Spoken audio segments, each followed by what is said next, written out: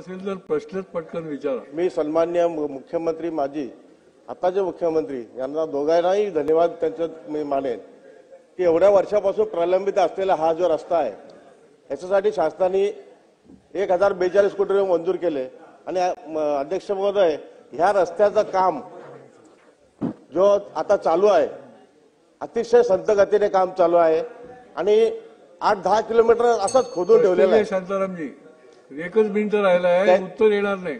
त्याच्यामुळे अध्यक्ष महोदय हे जे रस्त्याचं काम चालू आहे लवकरात लवकर आपण चांगलं करून देण्याची कृपा करावी, कारण ह्या रस्त्यावर अनेक लोकांचे ऍक्सिडेंट झालेले आहेत। त्याच्यामुळे सन्माननीय मंत्री महोदय आपण या ठेकेदारावर एक तर त्याला निधी उपलब्ध करून द्यावा, त्याला विचारल्याच्या नंतर तो बोलतो की माझ्याकडे पैसे नाही। धन्यवाद।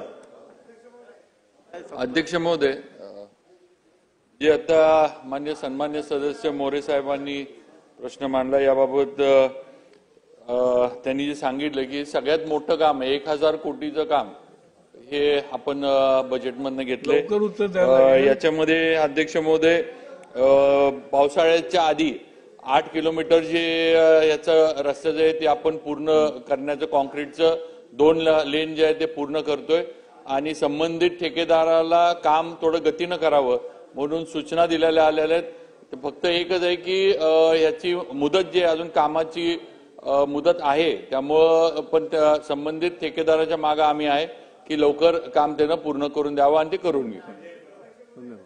धन्यवाद। सभागृहाची बैठक आता स्थगित होत असून Subscribe for more content.